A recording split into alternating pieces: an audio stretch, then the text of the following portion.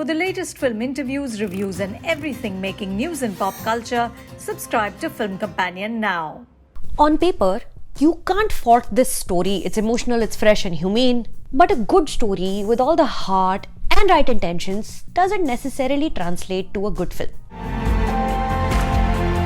Hey guys, my name is Sucharita. This is Film Companion.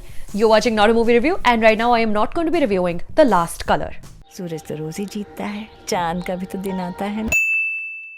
Set in Benaras, The Last Color is the story of an unlikely friendship between a woman who's been an outcast widow for most of her adult life and a 9-year-old homeless girl with the kind of wittiness that's both admirable in a child but also heartbreakingly mature considering the circumstances. The child, Choti, also has a godmother of sorts in Anarkali, a transgender woman who protects Choti from bullies, the police, and men in general. Each woman's unique struggles and life story provide perspective for the others. Noor, the widow, isn't allowed any happiness or color because her husband died, but she's still an upper caste woman. Choti, who seems carefree and happy, has received poverty and an untouchable tag in inheritance.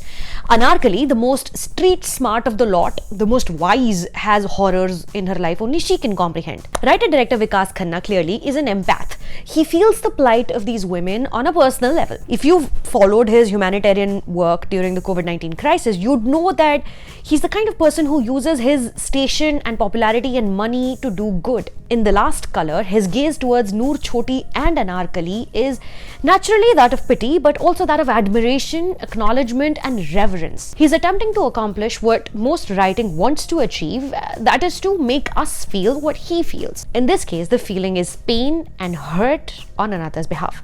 To achieve that, the writing is listing off the various reasons why Noor, Choti and Anarkali's lives came to be so lonely and have culminated in this gut-wrenching tale. And in doing so, certain moments begin to feel manufactured. An unfortunate choice which the film makes right from the start. The first scene is exposition. Lawyers walk out of an official-looking building with assistants acting like lawyers' assistants are supposed to. A reporter just appears out of thin air and starts talking to above-mentioned lawyer about all her recent achievements, just listing them off. So the audience is handed that information on a platter just to start. So far, so fake. Then when you move to Benaras and the acting talents of Neena Gupta, little Aksa Siddiqui and human rights activist slash model slash actor Rudrani Chhetri come into the foreplay, film संभल जाती है. लेकिन जैसे ही संभलने लगे, unfortunately, some really awkward editing throws the wrench in the works. But to stabilize that, cinematographer Subhranshu Das creates wonderful frames filled with story and intrigue,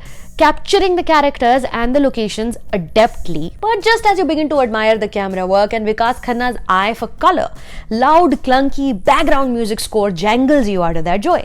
This is really what the experience of watching The Last Color felt like. One thing right, another completely off. A conflict about collecting money for school fees starts off strong but is entirely forgotten later.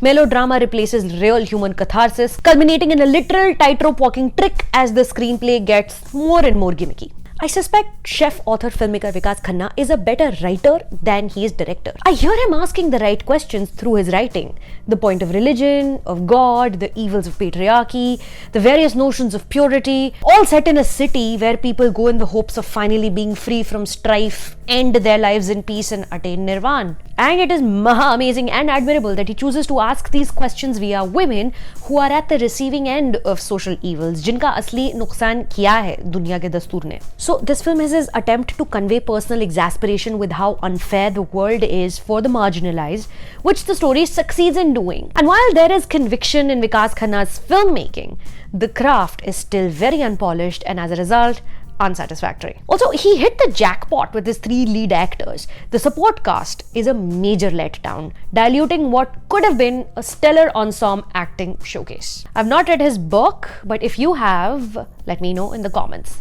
So, on a scale of 1 to 10, The Last Color is 2012-13 was when the Supreme Court mandated that widows of Varanasi be allowed to live their lives with dignity. It's not even the 1800s. It's just 7 years ago. Shame. Subscribe to Film Companion क्योंकि अपना काम तो जारी है यहाँ पे.